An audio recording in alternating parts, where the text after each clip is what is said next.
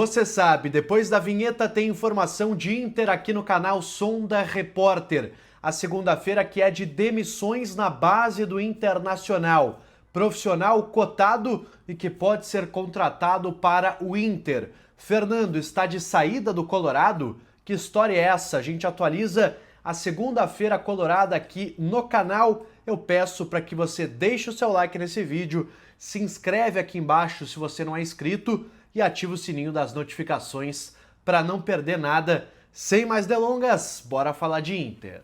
Muito boa noite para você que me acompanha aqui no YouTube. Segunda-feira à noite a gente volta para atualizar o Inter, tudo que aconteceu e de fato muita coisa aconteceu ao longo desta segunda-feira.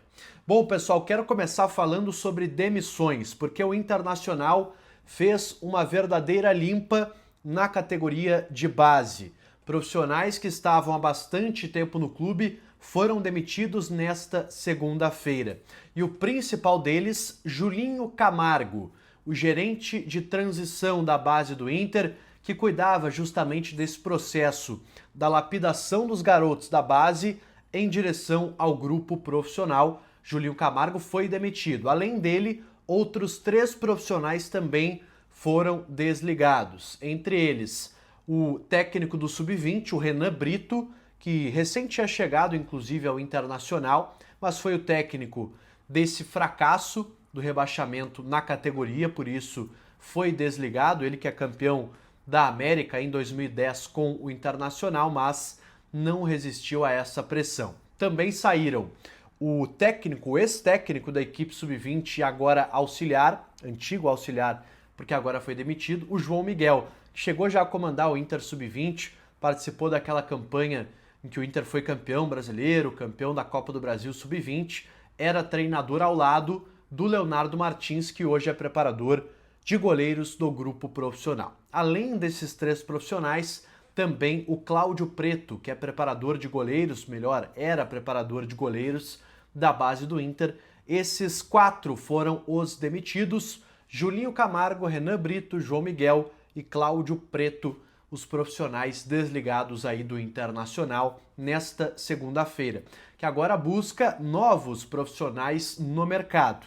Eu já consegui descobrir um dos nomes que foi sondado pela direção do Inter ainda nesta segunda-feira, e é o nome do Pedro Ismânia, ele que é diretor executivo de futebol do Hercílio Luz, time de Santa Catarina, da primeira divisão do futebol catarinense, e ele foi sondado para assumir essa vaga, aparentemente, do Julinho Camargo.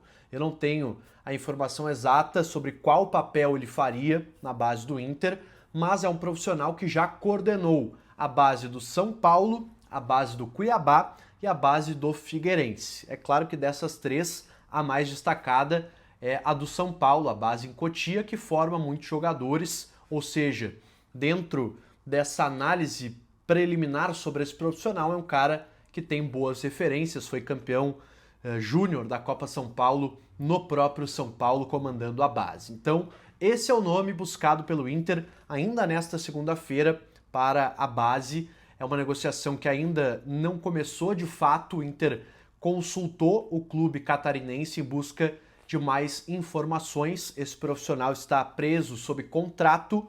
Caso o Inter queira contratá-lo, vai ter que aí desembolsar um valor da multa rescisória. Ele tem contrato no clube até final de 2026. Então, alguns nomes vão surgir e o Inter aí nas próximas semanas vai fazer a reestruturação do seu departamento de base.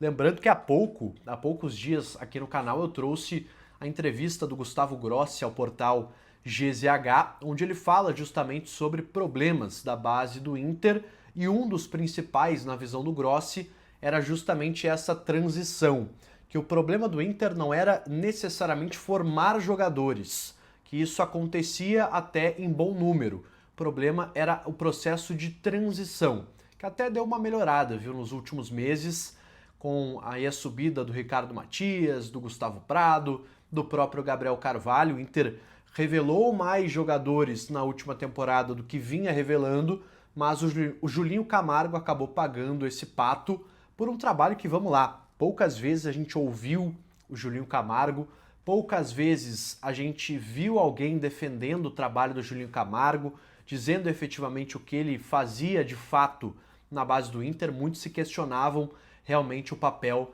deste profissional que agora não faz mais parte do Colorado. Voltando agora a falar do grupo profissional do Inter, uma informação, pessoal, que surgiu nesta segunda-feira sobre Fernando.